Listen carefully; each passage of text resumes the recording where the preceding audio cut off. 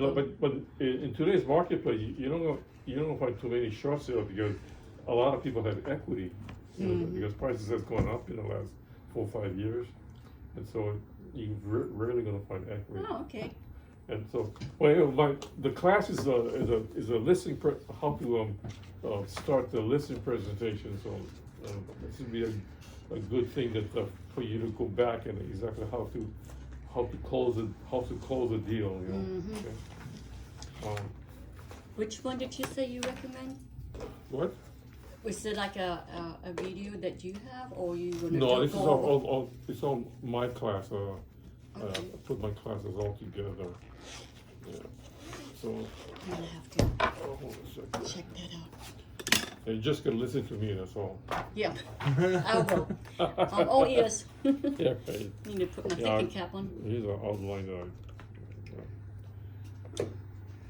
yeah, our class for listing presentation is again come next in January. It's all gonna be like role playing. Okay. You know, That's I'll good. be the nasty homeowner and you'll be the agent. Oh no.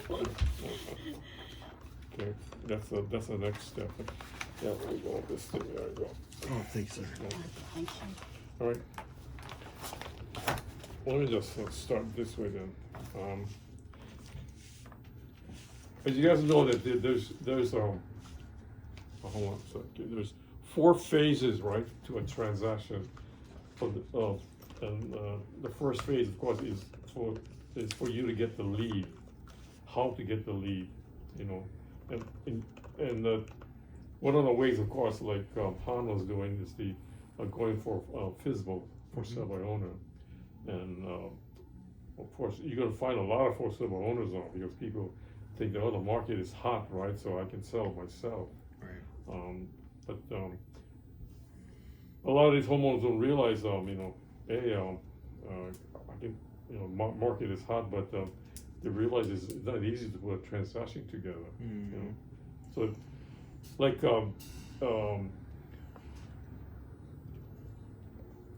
the other way of getting the leads, of course, there's paid leads, right? You got to go through Zillow, but it costs money. I wouldn't recommend that right now, because unless you have a lot of money to spend. Okay. Nope. So because of that's down the road, but that's paid leads. And you, Jeremy, you probably already got the tons of stuff that comes in through your computer, all the leads, and I can do this, do that, right? I'm gonna admit, I just realized that there's a referral thing on the Century 21 website. I had no idea it was I there. didn't know. Yeah, I just found Where it today. was that? Where is that at? I'll have to show you. I have to pull it up because Okay. I couldn't tell you off the top of my head.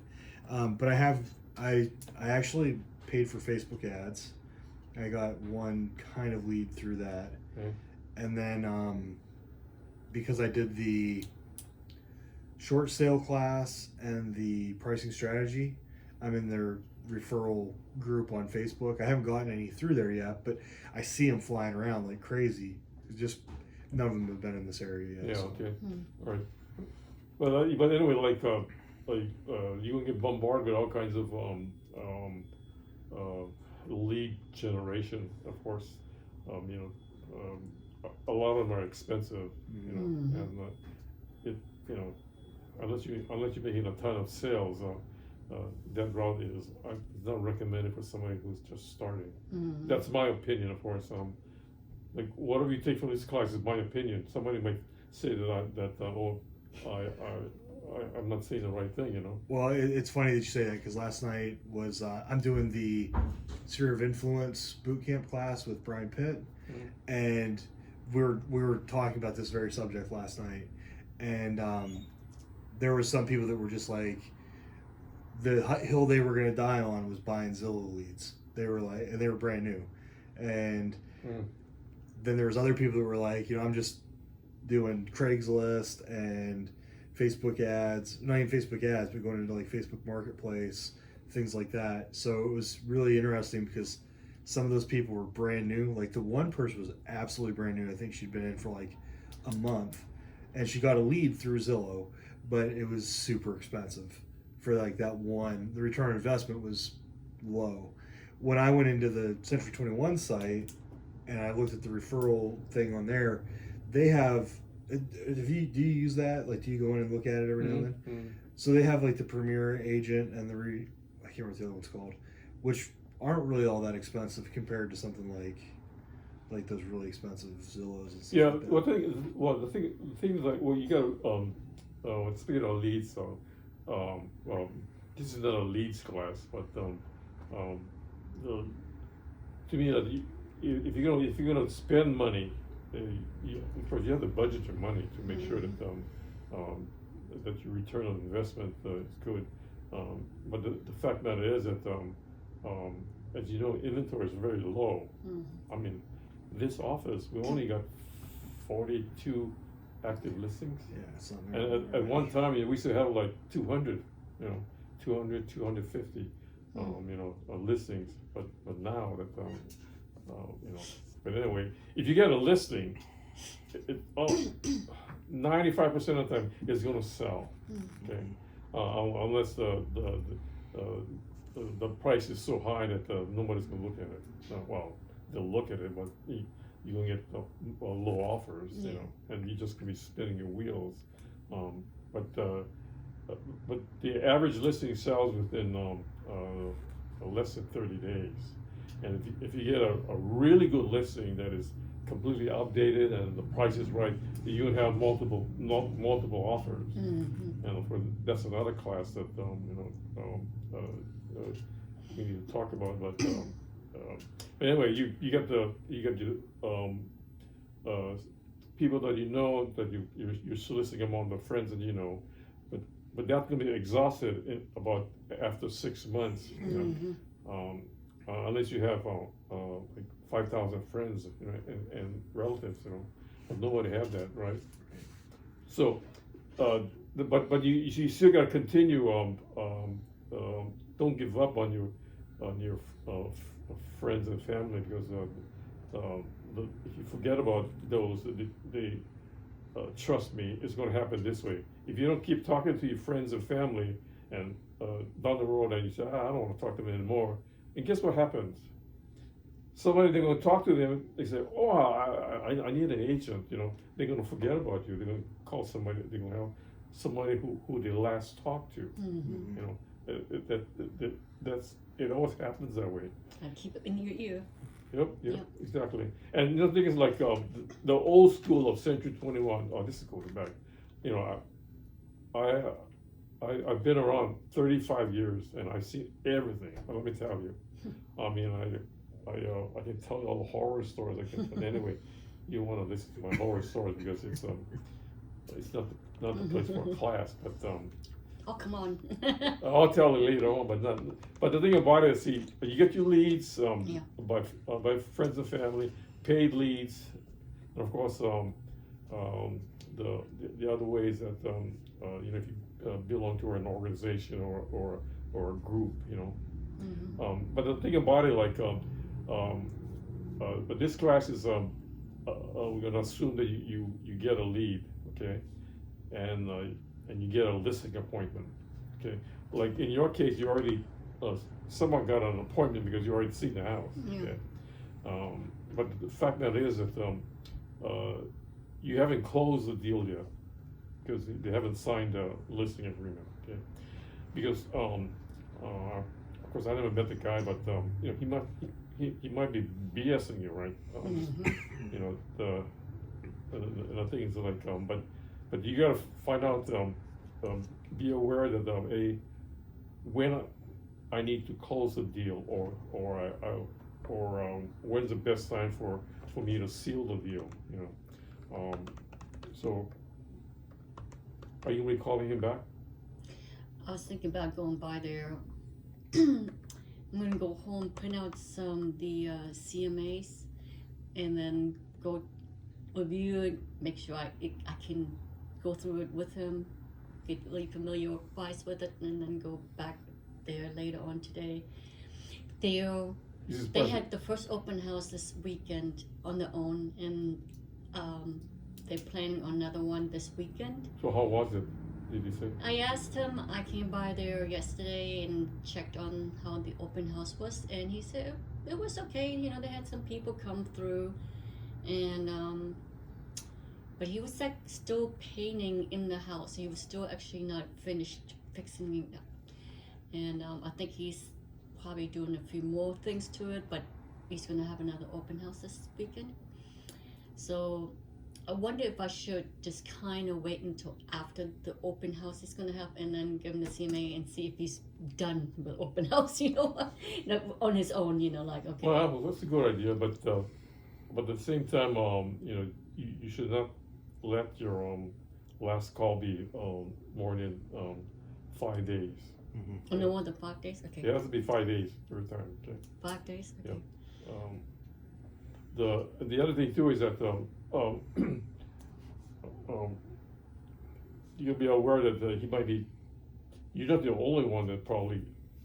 I trust him about Yeah, it. right. Okay, he probably got hold of other agents. Okay, Mm-hmm. so let me ask you this question now. When you went, did you go by yourself? Mm-hmm. By yourself? I saw a bunch of kids up front. He has like 5 kids, so. You felt comfortable with yourself? Yeah, in this instant, I did because I also saw his wife out there with the kids. So, Oh, okay. and then I met actually the mother-in-law who was sitting inside with another child. Oh, okay. They literally have 5 children. Yeah. So, like, if he was a guy on his own, you wouldn't. No, I go- wouldn't do it by Okay, cool. myself. Yeah, all right. I just want to make sure. Yeah. You're aware of it. And that's probably one of the other things that Ciela and I were talking about. I would like to partner up with somebody so that when I go see somebody or somebody wants to call and say, hey, I want you to show me some houses, and as a man, I don't want to be the only one. I don't know that person from the moon and the man in the moon, you know. It's just Well, it's a good idea. Yeah. Yeah. You can't trust anybody out there, you know. yeah. No, because the thing about it, like, what I'm gonna tell you guys now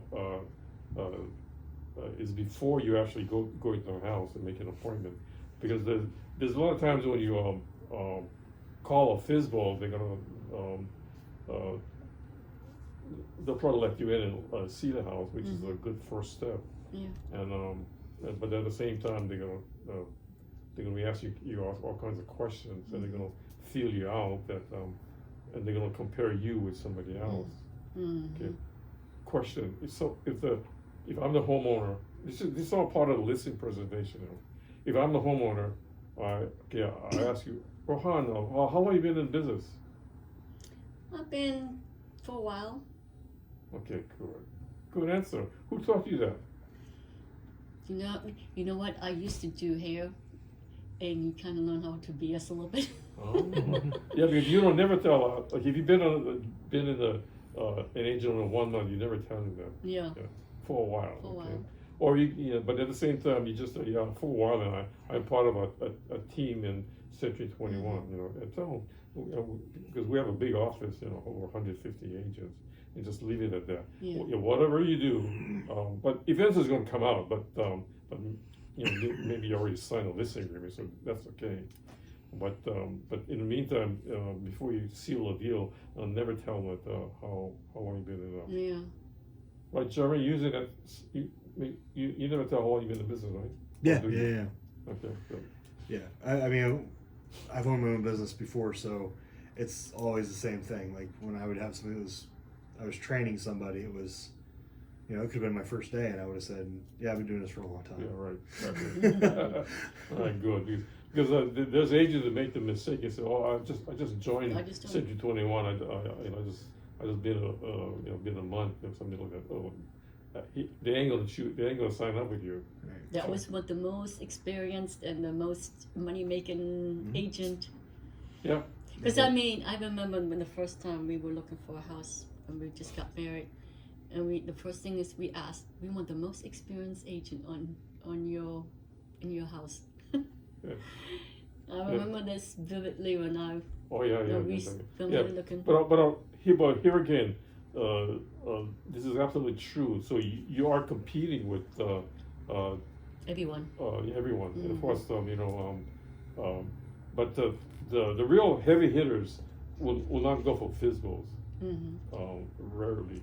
Right. Yeah. So like They have enough listings. Yeah, you're not gonna be competing with the heavy hitters, but you're gonna be competing with somebody that been in the business 4 or 5 years, and doing above average commission. Mhm. Those are the ones you're gonna be And the your newbies competitors like out us. there. Yeah, Yeah. yeah. So and the thing about it, like okay, uh, let's go back again now because I'm going ahead of my time. Assuming that you didn't get an appointment yet, but you call the guy and thought, oh, I noticed that you have a physical sign. Have you ever thought about selling with an agent? And they'll tell you, oh yeah, but the market is hot, so I'll like to sell it my own. And in the next step, you're asked to get an appointment to see the house, right? Okay. And before you go see the house, you got to ask him all these questions. What the price is, of course, and the biggest thing is what's his motivation?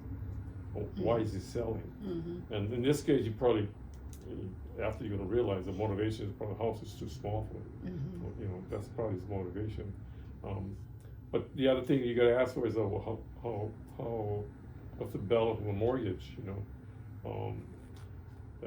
And the reason why you ask that is that if he has a lot of equity, you really got to sell yourself more than versus he has less equity.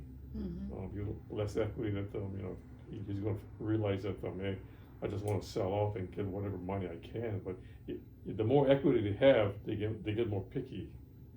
The sellers out there, because they want somebody that really can get money for their buck. Okay. And so these are the appointment things that you're going to be aware of before you actually go and see the guy. Mm-hmm. Okay?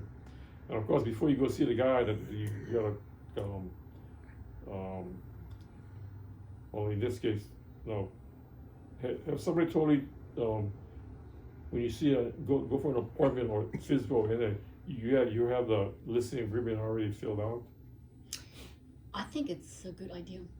So you don't should have to do one. it. Yeah. You should. Yeah. Well, when you have your first appointment, when it's only to preview the house, you don't really need all the disclosures.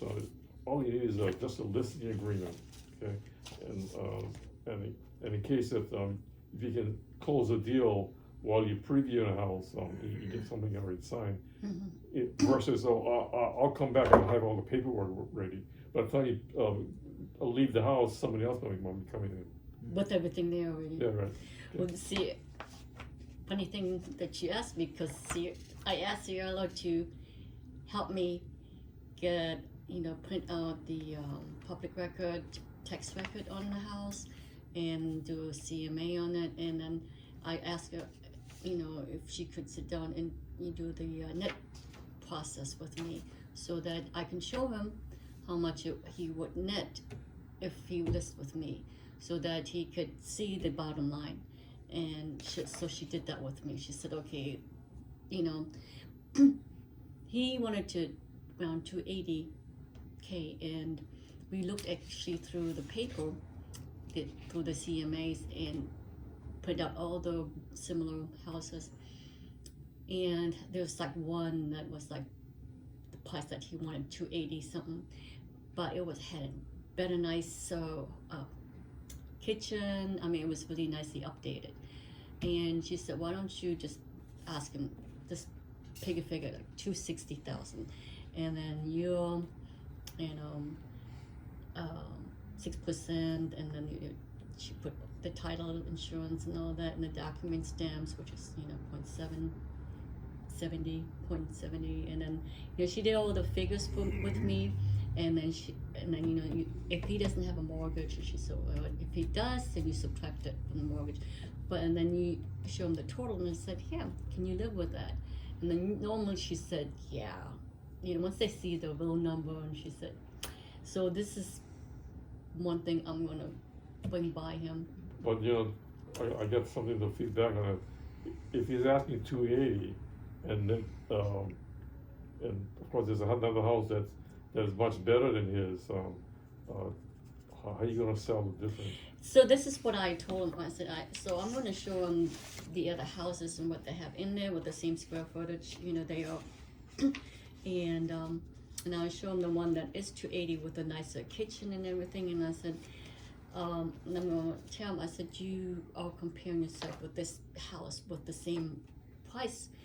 It's up to you if you want to list it 280, but my recommendation would be 260.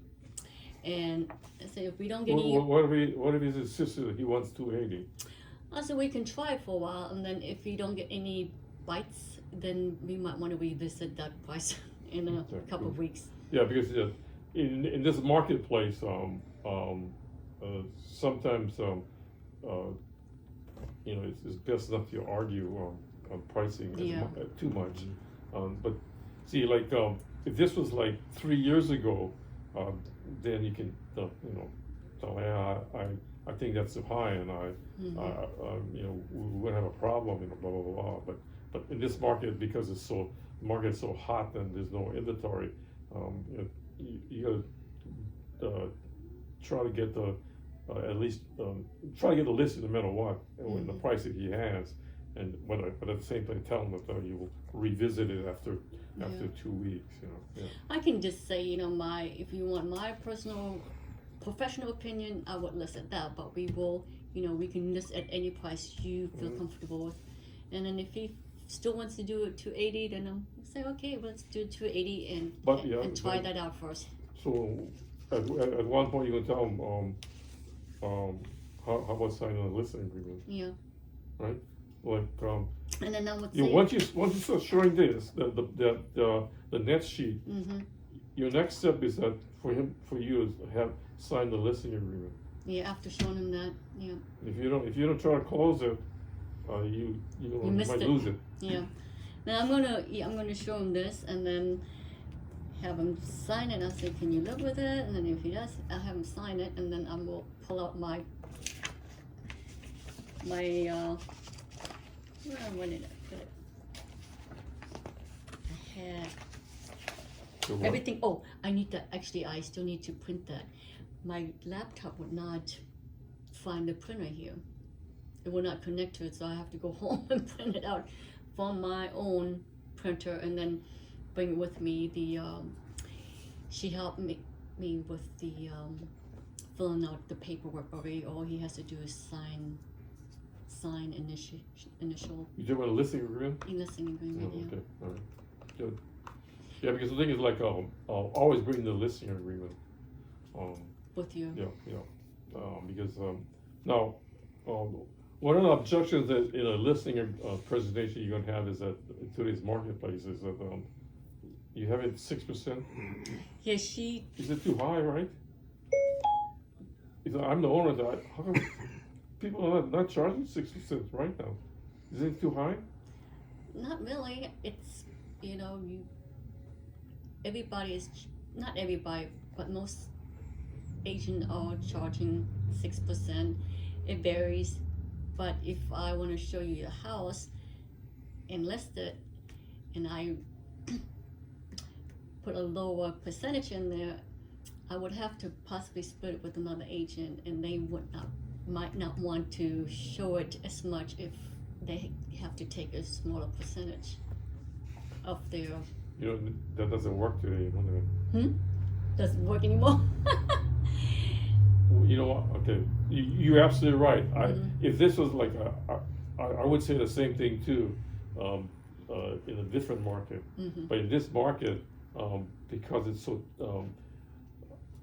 as you know, Ruth probably already knows this already. If you can get 6%, fine. But Ruth wouldn't mind if you go 5%.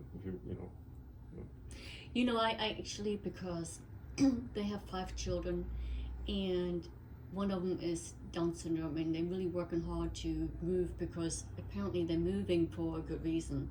And I just sat there and just talked to them, get to know them a little bit. And I said, I know a lot of brokers want 6%, and I told him, I said, I will ask my broker to see if I can maybe list it for 5, and if a agent, a buying agent comes by and say, you know, would you give me 3% if I sell it to you? I will give them that extra 1% for mine just to list your house. So I'm saying now, what's that say? On the, okay, don't tell it, use this, backup. Don't mention that you're gonna talk to your broker to change it. Because you give it the impression that, oh, I need permission. Okay, she's gonna tell you okay. Yeah. So just so I'm sure I'll get it changed for you, but I just have to go. You know, I'm gonna say no. I don't need a permission from my broker. I know that I'll get it. Just give an impression that you know, if 5% is gonna seal the deal, you know, get it. You know. Okay. Okay. Right. Yeah. The minute you mentioned, I need to get permission. You lower your standing as a Agent. as a stand-up agent. Okay. Right. So do not tell them. And you know, there's some agents. It's starting to happen already. There's some listings out there that you guys probably seen it. That they're offering only like maybe $500. Oh, you just to list it in the Zillow? No, as a buyer's agent. Huh? I haven't seen that. Really? It's coming. It's out there. Only $500? Yeah. So, yeah. Whoa. So they're telling that particular agent and the seller of that house is telling you that as a buyer's agent, you know, we'll only give you $500. You need to go to your buyer to get the rest of the commission. No way. That won't happen. And that's what happens. That's coming in. Because see, the thing about it, like, Oh, wow. and That's uh, crazy. this is back in, I hate to say it, but this goes back 15, 16 years ago. There was a company that was run by Sullivan, one of the owners of Outback, when they cashed out. He had a brokerage company. They were offering only $1 to buyer's agent, and then because they knew that they could sell it themselves, right? So to put in MLS, they had the $1. So everybody screamed bloody murder, and guess what happens? Of course, the board rule said as long as they compensate the buyer's agent, you know, you can have a listing agreement in an MLS. They didn't say how much. Yeah. And it's still I think it's still the same thing. As long as you compensate, so you compensate is $1, right? Let me tell you, we got all pissed off, man, you know, as other agents. But you know, they just they tell us, hey, it's up to you if you want to sell this place. We know we can sell on their own. And guess what happened? That company was so lousy on their follow-ups, and if you had to deal with them, you know, they don't know what the hell we're doing. You know, it was a big man house, but anyway, they lasted about 5 years, and they made a lot of money. But yeah. So I'm telling you, all the history behind our MLS over here, you know. I tell you, I think I'm not sure it was him or the guy who still owns the Outback had a house here in Bel Air on the peninsula, or right on the beach, but not right on the beach, actually in the cove with the canal.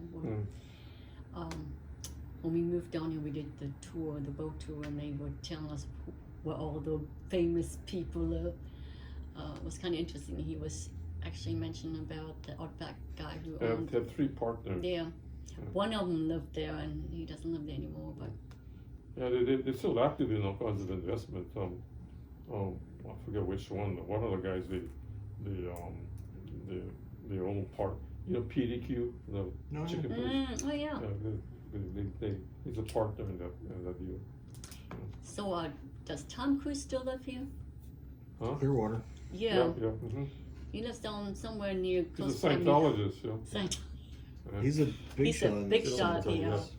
He's like one of In those. fact, he came on the news this morning that He was freaking out at the production yeah, company. in You saw London. that? What happened? Somebody wasn't wearing their mask and he threw an absolute Oh. hissy Yeah, fit. Gee, all the foul language That's- that came out. Okay, now any question on the pre-appointment calls before you actually go and see the house? Okay.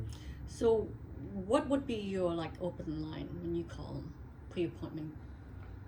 How would you, when you call like an episcopal, for example, and say Oh, you're talking about you making your first call? Mhm. Okay. Well, pre-appointment? yeah. The thing about it, like when you make your first call, when I say pre-appointment call, that means you already got that appointment to go see the particular house. Oh, okay. Yeah, but prior to that, yeah, okay, that's a good question. When you call a number for the first time, just introduce yourself. Hey, well, my name is Bill Watanabr. I'm with Century 21. I know that you have your house for sale if may I ask you, are you going to be working with an agent? And they're going to tell you no, of course, right? And the next step is, oh, by the way, can I come over to see your house? I can give you some hints exactly what's good or bad, or give you some hints to sell the house better. And most of the time they'll let you in. Like Mhm. you got an appointment to go in, Mhm. so you go in. But the key thing is that you want to have face to face versus phone to phone. Yeah. Yeah. That's what I did. I actually happened to drive by there and I U-turn. I was actually late to classes so I can meet the owner because I happened to see him out. Yeah, outside. exactly. Yes, it's a good way. To get face to face, and then and at least you go in and to see the house. And they're gonna give you all the jazz how nice my house is and good stuff. But in the meantime, of course you don't have your listening agreement because it's your first call. But at the same time, you give them some hints and try to introduce yourself to sell them, but you got to make an appointment right away. So by the way, I can come back and actually really give you some market analysis of your house, blah blah blah, and then the whole thing is you coming back because you'll have your listing agreement already filled out, and this is when you're going to try to sell to get the listing agreement signed. But at the same time, you got to sell yourself that you're an agent that can sell the house. Okay. Of course, he's going to ask you all kinds of questions. But this is going to be the role playing on our next class. Oh, good, okay. Yeah. Because have you been to one of my role playing class? No, I think you were going to do one and then Oh, well, everything shut down. yeah, we have right. Because you just started the Slight Edge class. Yeah, that's what happened. Right? God, things have just changed so much. But there's a script class that we have that role playing that what to say, what not to say. That's the one I really want to Yeah, go. yeah, Mhm. okay. Feel a bit more comfortable I hate with. role plays. Huh? I hate role plays. You I know, just wanted to say hi to you, Mr. Bell. Oh, hi, Miss Miller. I We're wanted having a to- class. Huh? I know. I just wanted to stop. I gave Ruth some money for the girls. Oh, okay. oh, So, anyway. what's your name? Jackie Miller. I'm Thank you, Han. Jeremy. Hi, Jeremy. I'm all windblown. Mary, Marietta I'm fine. Marietta said to say hello. I know Oh. I'm not doing Tell her that we'll set Tai Chi in March. Okay. Huh? Alrighty. Everybody have a nice Christmas. Okay, you too, I Jackie. forgot Joanne left me something from the title company. So. Okay, all right, Thanks. all right. Yeah, so many agents. I don't think we will ever meet them. Yeah, it's 150, you know. 150. I thought it was more than that. I thought it was like 200. No, 150. I mean, it met about 15 of them, so. Yeah, it's well, there's a lot of guys out just part time, you know. Where are we now? Okay. Number 2. Yeah, I'll get the, yes, we already talked about the listing agreement and the disclosures, okay. It, just disregard the disclosures, to me, as long as you get your listing agreement already filled out, they're ready to sign. Okay, and again, this is, number 3 is really important, you get, the first 10 minutes to close. When you're there for the with the listing agreement, this is probably on your second appointment when you actually first preview a house. The thing about it, like, you gotta sell yourself within the first 10 minutes. Because if you don't sell yourself in the first 10 minutes, you're not gonna close right away. He's probably talking to other agents, okay? And or he's not comfortable with you yet. So you still have to talk more about the house, and they go over the market analysis really good, and at the same time you gotta sell yourself and the company. Okay. Now, do you guys know all the competitors, Remax and Coldwell Banker? KW. Yeah, KW. So Some of them. you gotta know all the competitors, how they operate, you know, and the most aggressive guys out there are KW guys. They're really they're aggressive, and see, there's a good possibility. A lot of homeowners don't like aggressive agents. Trust me, and they like agents that they can work with, and at the same time they can have a relationship with. The key thing is not to be aggressive, but to create a relationship. Like you probably already correct. Somehow created a relationship with that homeowner and the family, which is good. Because if somebody that goes in very aggressively, might turn them off. Yeah. Okay? I think they are the ones who would definitely.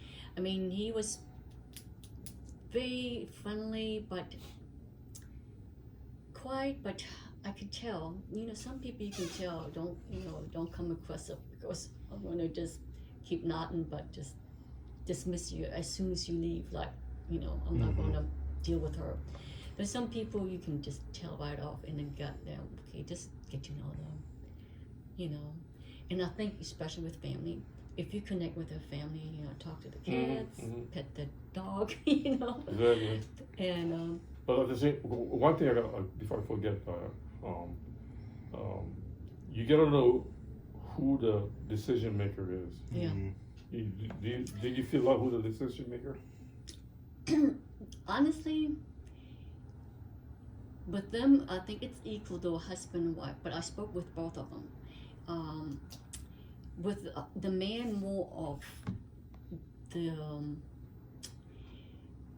nitty gritty, like how big the square footage is, what's here, what's there, and with the woman, more like, okay, we have a family, and we all want to move.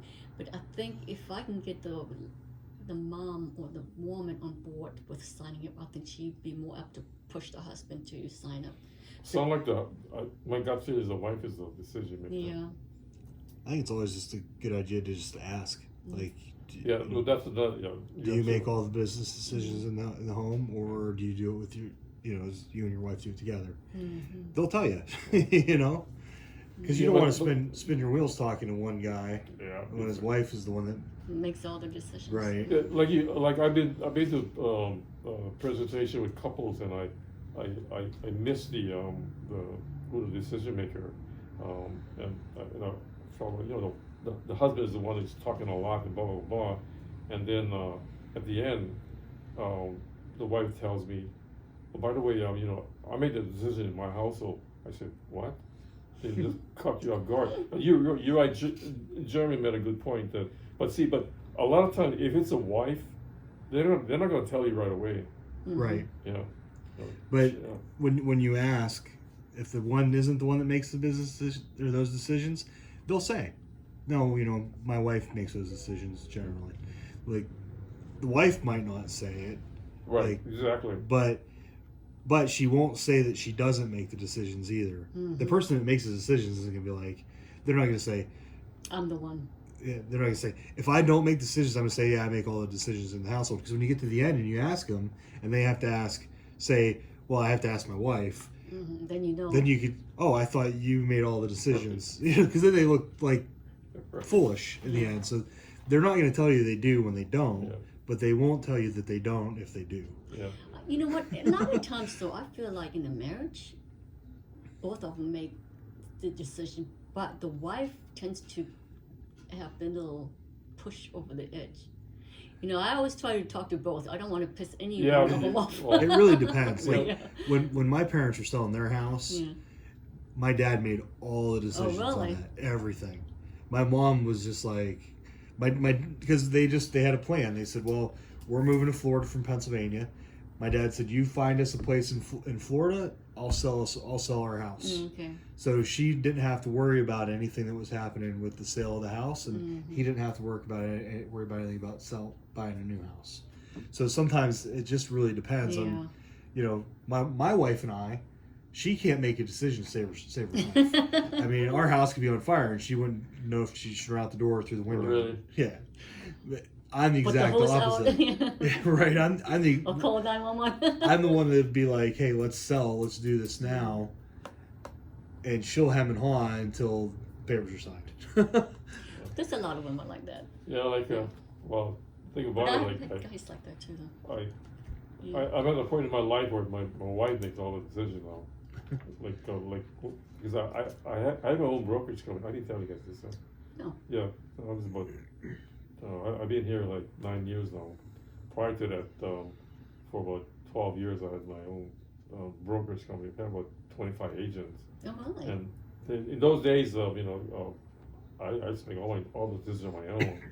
And but now since things are different, I just let her handle everything because I was so stressed out when I was running our own business and handling all the payroll and when you have a small company, you got to do it all yourself like that, and those were the days, and she didn't want to handle all this kind of stuff in those days, but I used to do it all on my own, and now I don't want to touch paying bills anymore.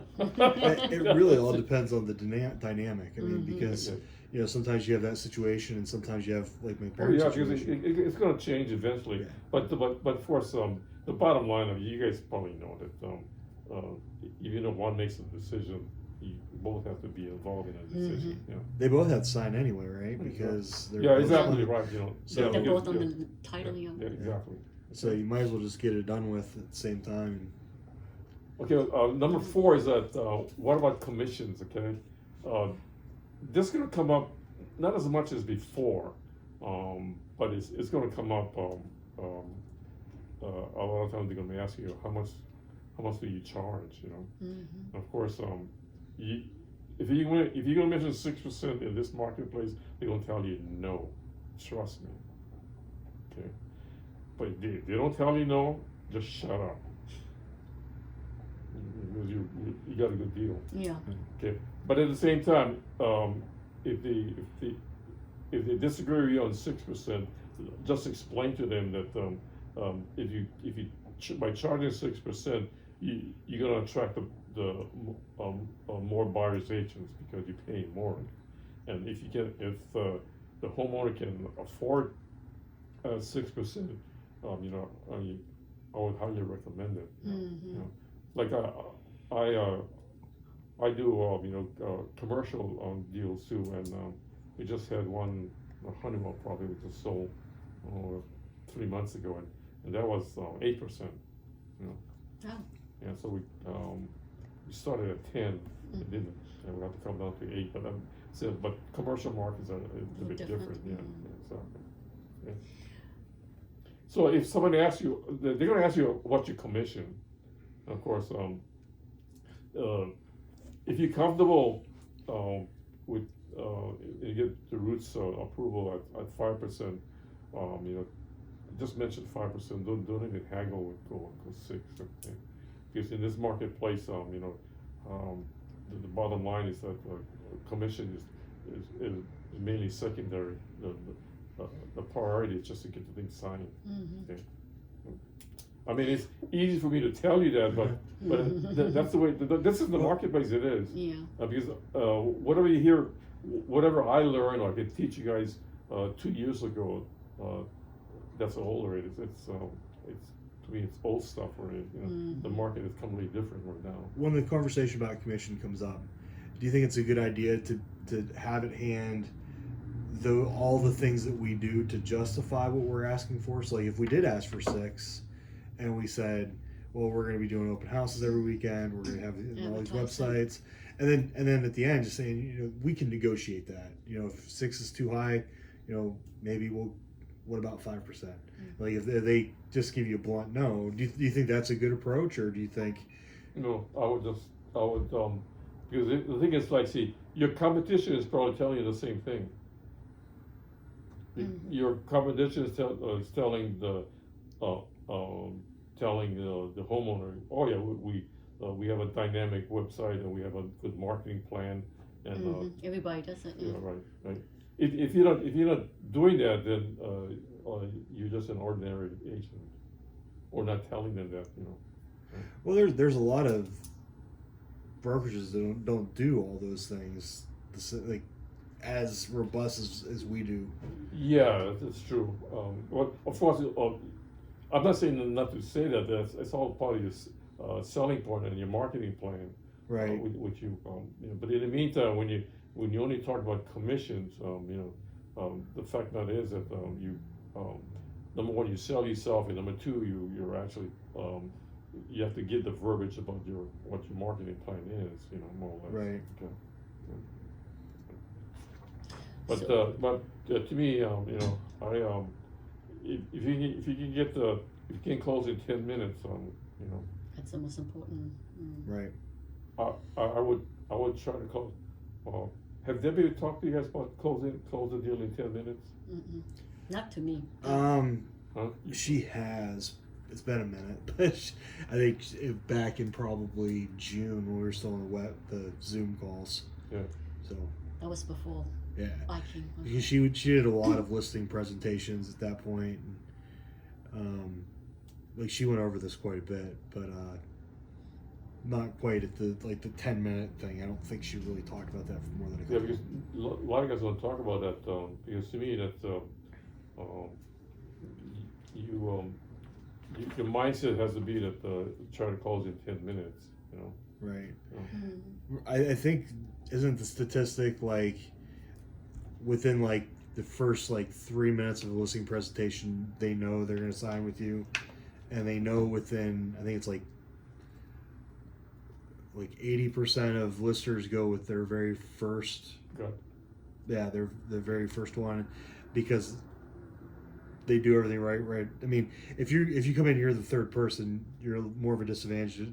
Like, that's why when you see those things pop up, you want to stop right away. Well, yeah. The other thing too is that I forgot to mention. That's a good point. When you do the pre-appointment call, and to try to get the listing, one of the things that one of the first things you're going to ask is that are any other agents are coming in today, and if your appointment is at 12 o'clock, and they say, yeah, I have somebody coming in at 11, so I would recommend to change it to 9 o'clock. You want to be the first person in there to actually seal the deal. Right. Yeah, you don't want to be the third person. Right. Or even the second, because you're only the first. Right. Yeah. Good. Because you're fighting at a disadvantage if you're. Exactly. You have this, right, Jeremy? This Tom Ferry script book. I do not. this one here. Who is it? This one. What you say matters. Tom Ferry. I don't have it. Get, Where do you get that from? go to the front office, because this is what we're gonna be, talking about the next class on role playing. Okay. Okay. What's it called? Tom. Tom Ferry, what you say matters. They have it up there. It's either if they run out, they're probably just gonna have you one of those, Xerox copies. What's it called? It matters what you say? What you say matters. Oh, What you say matters, yeah. Yeah, just tell it, Tom Ferry's script book, they'll know what you're talking about. okay. To go back to what you were talking about, kind of towards the beginning, when you were talking about being aggressive, they actually talked about that during Brian Pitt's class last night, and he really recommended Joe Mangum's book, Pushy. Have you read that yet? Yeah. Yeah. So, yeah, because there's a difference between being pushy and having good posture. Like, you want good posture because it shows you're confident, but if you're pushy, then you It's just seem like defensive. you're like a slick car dealer. No one wants a slick car dealer. Well, do you know what a real estate agent's standings in the sales world? Hmm. You know, they have all the 25 different occupations that. Don't they put us just above used car salesman? Below. Yes, at the bottom. Oh, at the bottom, below used yeah. car salesman. No, I mean, no, sorry, at the bottom, but yeah, but above. Yeah, but just above. I think Yeah. we're Below. yeah. Yeah, when I first heard that, I said, my God, it can't be true. Well, I think a big reason for that is because the follow up in our industry is absolutely terrible. I know. And not only that, too, Jerry, we do have Some pushy ones. They we make us have look our, bad. unfortunately, we got some, our competition, we got a lot of horrible agents out there. Right. I hate to say that, but it's not a good thing to say, but, we have, like 8,000, we have 8,000 agents, in Pinellas County that belongs to the board. And so. I know I had a deal that fell through back in, I think it was in August, and the seller's agent, he'd been doing this for 25 years, and he had no idea that there was stuff on the title that needed to be, it was like $35,000. So when it fell through, I mean, the title company told us either have your buyer bring $35,000 to the table to clear this title, or negotiate the seller to put the 35 to bring 35. No one was going to Why bring is that gonna do that? $35,000. Wait. Why is the title agent telling the buyer comes up with the money? That's a seller's responsibility. Well, yeah, It's that just Bill. it was because when the title lady told the other agent was like, "Oh, we're not paying that." What? It was for solar panels. It was a loan for solar panels on the home. My buyer was like, I don't know how I'm going to come up with $35,000. They told us this like the Tuesday before closing, which was Friday, and like they already made him scramble for other things that they didn't, they shouldn't have. Solar panels, oh my Lord, I know what you're talking about. I just sold a house about a month and a half ago. They had solar panels, and she only had it for like 2 years, and that's a bunch of ripoff. Mm-hmm. And guess what? When I saw the lease agreement for it, the lease agreement for it was for like 20 years or something like that. Yeah. And then, but the fact of it is that she only had it for 2 years, so she had $20,000 left on the, and of course I told her that you have to sell this thing. You have to pay off this thing. So, I don't want to pay anything off. It's for a new buyer. So, Right. No, you got to pay it off. That's what happened with me. That's a sales responsibility. We were able to. We actually kind of went around the other agent and spoke with the sellers, and we got them to agree to pay half of it but my buyer was still like, I gotta, like, he had just enough for the closing costs, Wow. and he's like, I don't know where I'm gonna go. Well, $8,000. but one thing, the fact that is that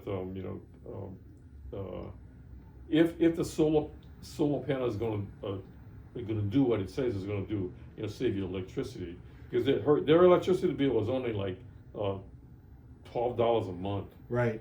and they had to pay like $75 a month or something on the lease, something, but it's a bad deal all over. Oh, yeah. It's a good deal if you're gonna stay in your house for 20 years. Forever, yeah. But if Forever. I agree. you're gonna sell than within 20. 5 years, Yeah, because when I knew I've known this lady for a little while, and when she told me that, oh Bill, I just put some solar panels, I said, what? yeah, it was terrible. What are you doing this thing for? Oh, it's a good deal and blah blah blah blah blah blah. And guess what happened? She's a single lady, right? And she's so gullible for everything. Mm-hmm. And when she bought the thing, anyway. It was a good salesman who sold it to her.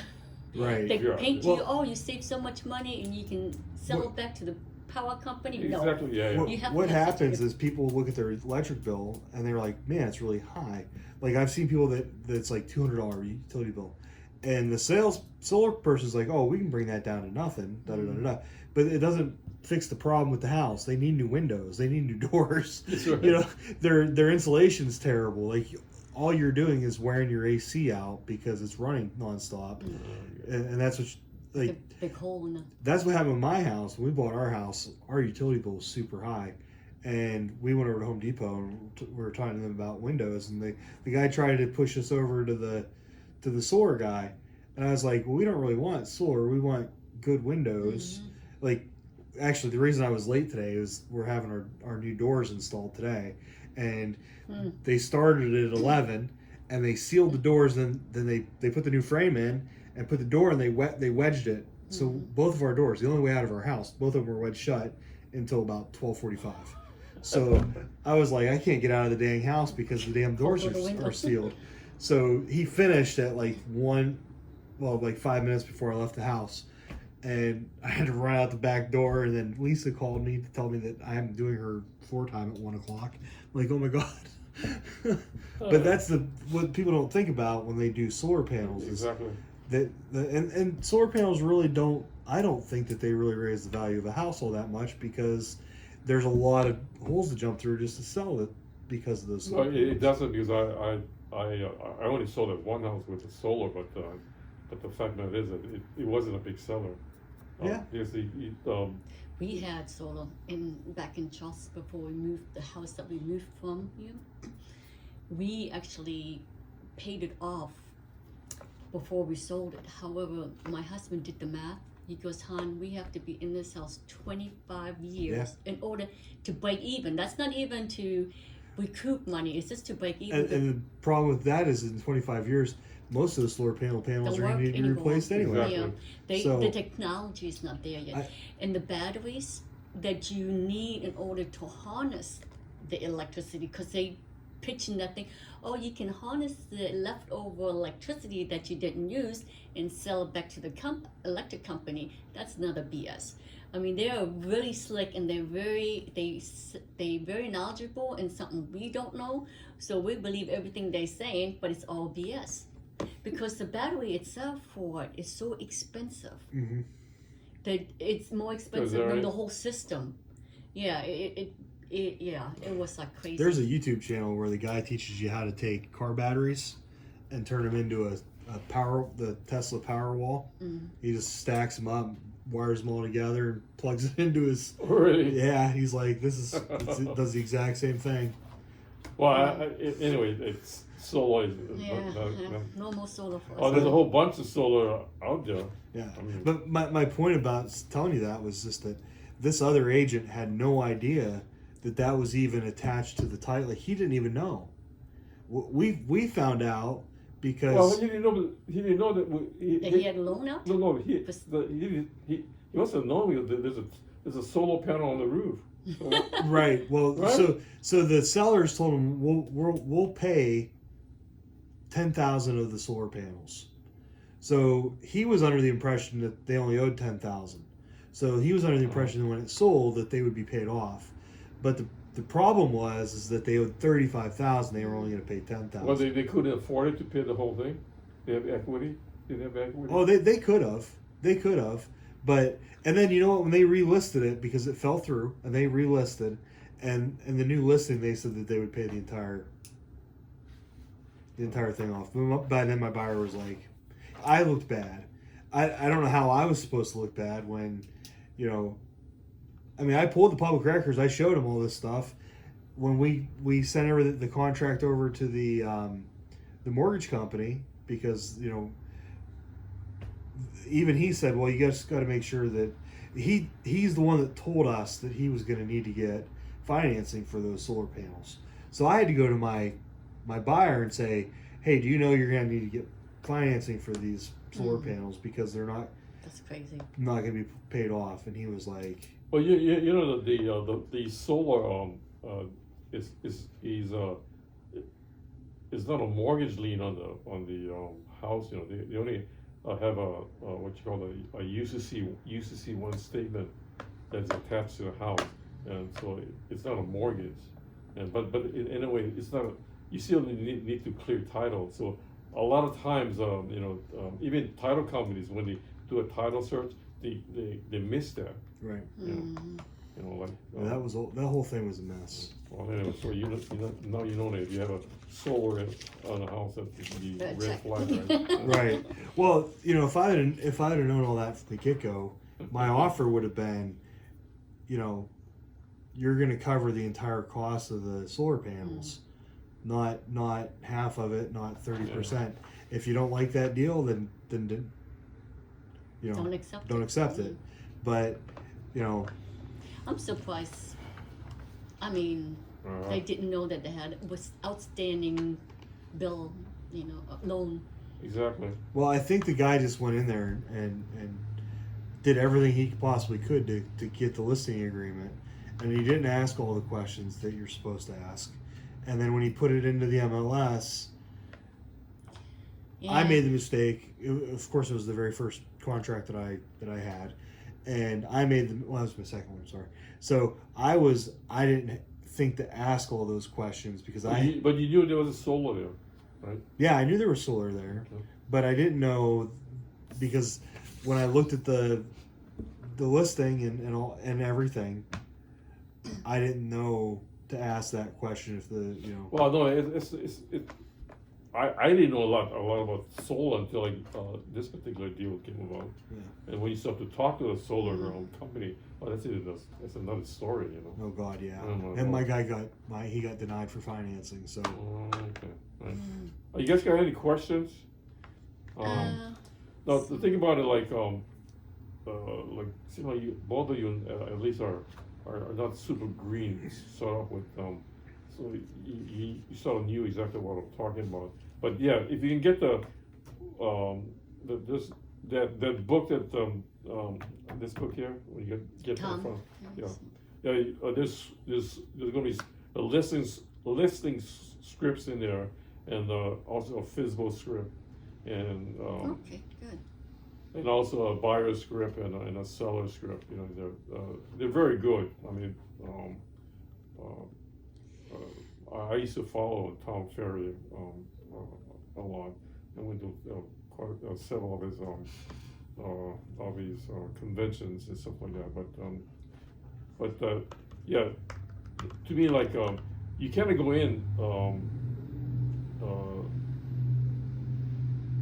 not knowing exactly what to say, you know, because you cannot just go on a whim and just expect to get the listing. Okay?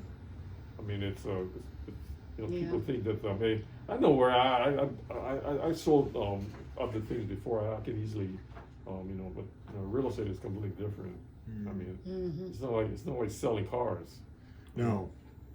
Exactly, and of course, you guys know. Okay, there's a lead to get the listing, and then of course, and it's to sell yourself to get the listing agreement, and then once you get the listing agreement, it's for you to sell the house. Okay, and so that's gonna be another class, and of course, in this market, you get the listing.